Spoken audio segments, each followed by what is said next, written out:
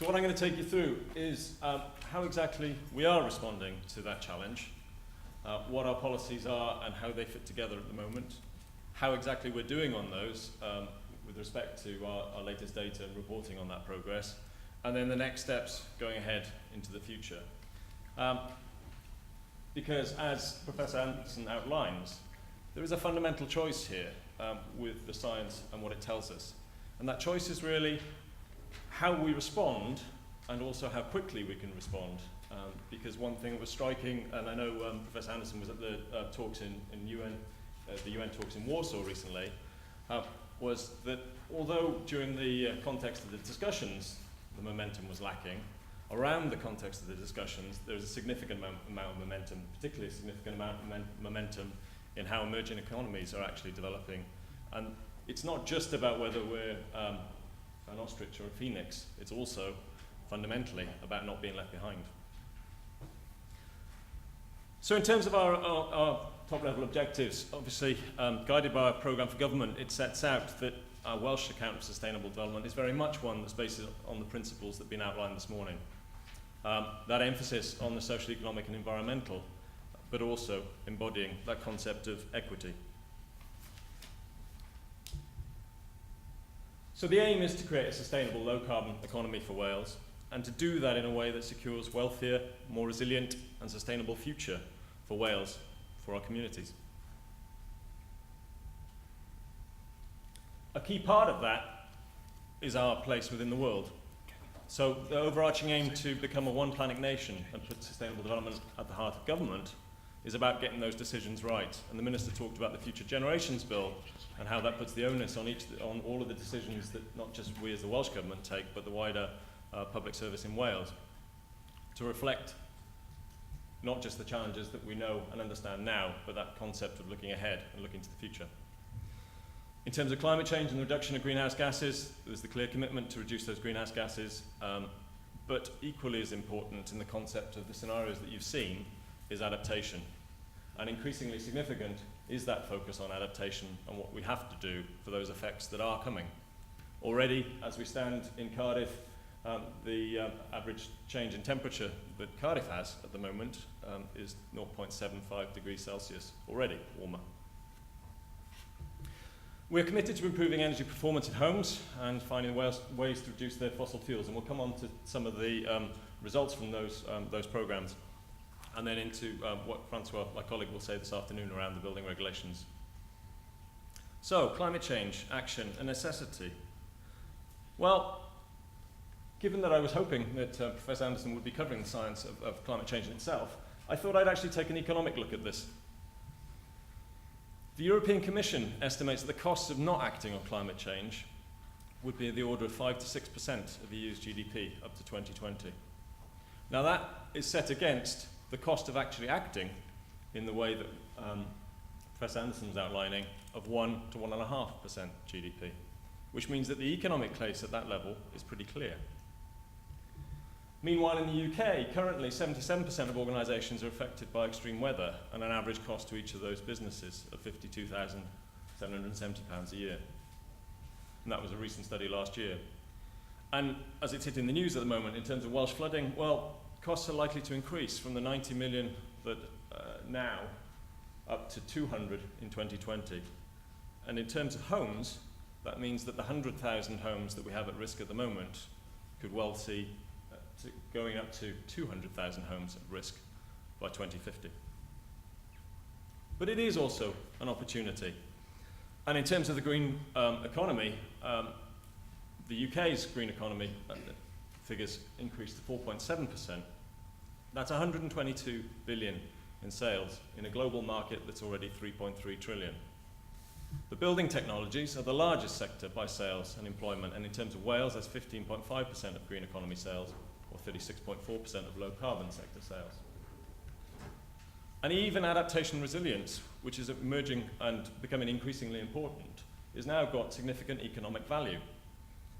It's a growing market worth 2.1 billion, as estimated in 2010-11, but that's forecast to grow year on year up to 7.1% rise in 2017-18. All of these sectors, this sector also grew throughout the recession. In terms of the impacts, the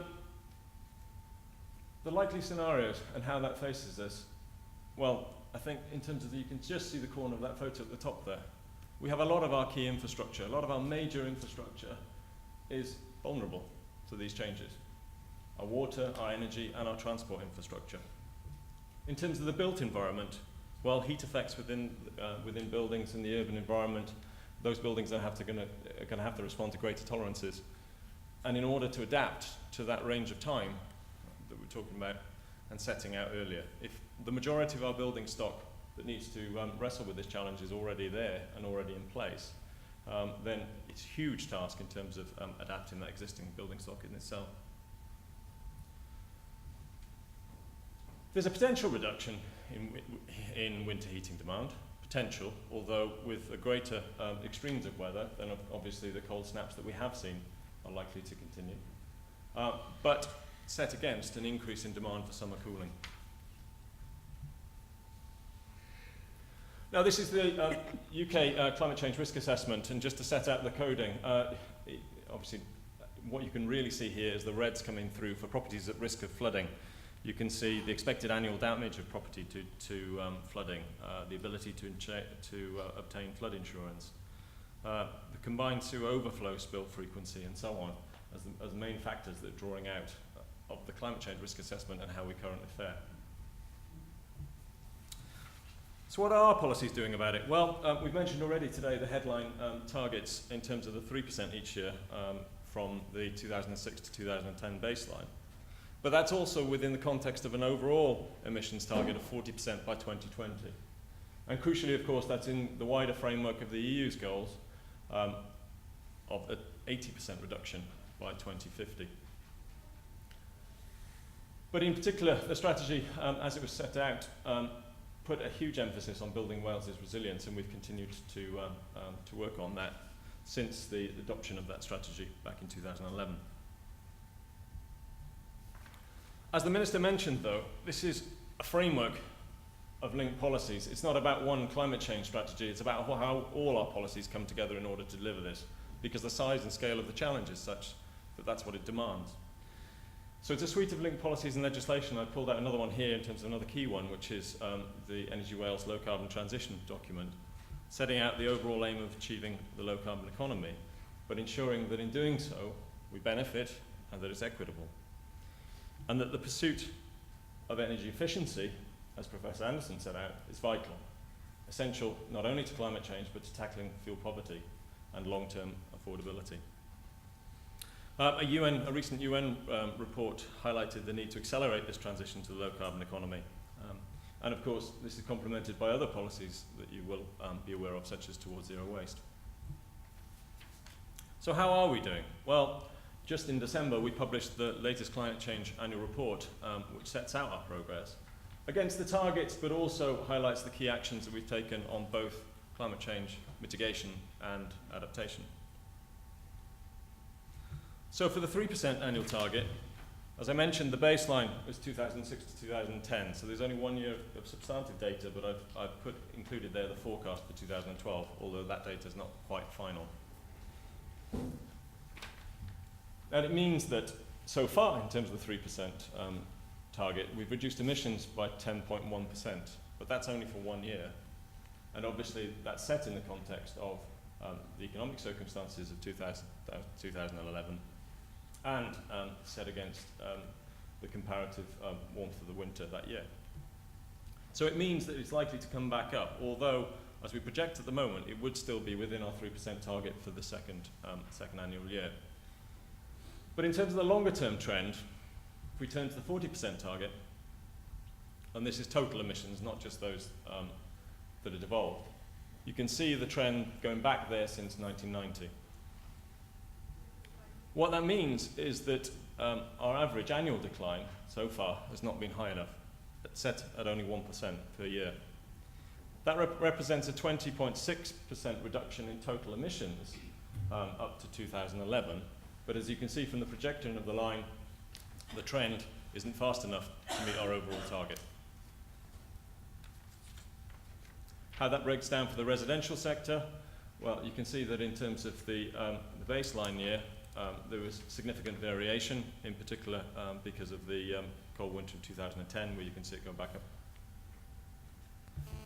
But it is a sector responsible for 22% of our emissions, in terms of the 3% target. So far, in terms of 2011 data, we've reduced our emissions by 16.5%.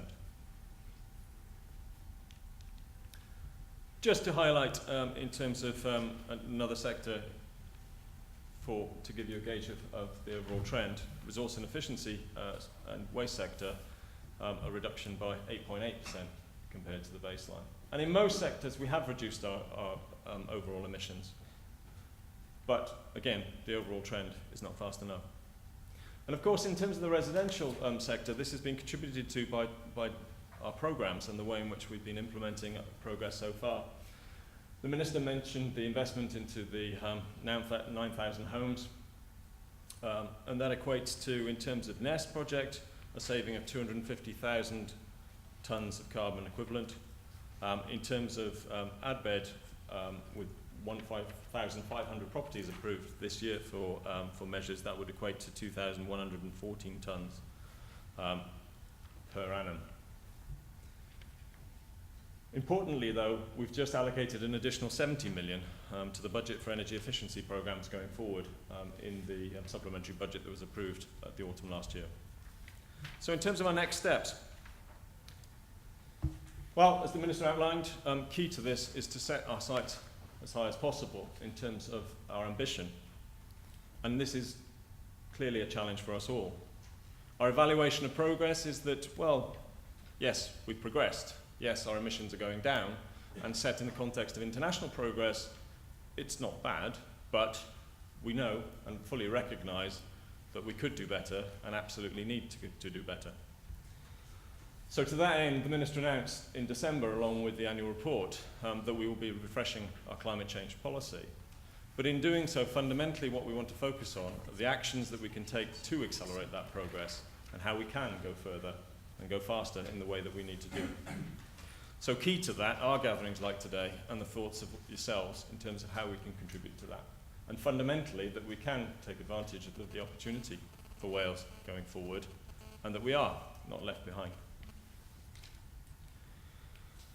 To highlight the framework for that, as we set out in government, the Minister in his autumn statement set out a key focus on green growth, on using resources efficiently, on enhancing resilience and diversity, and crucial to that is our adaptation, and on tackling poverty.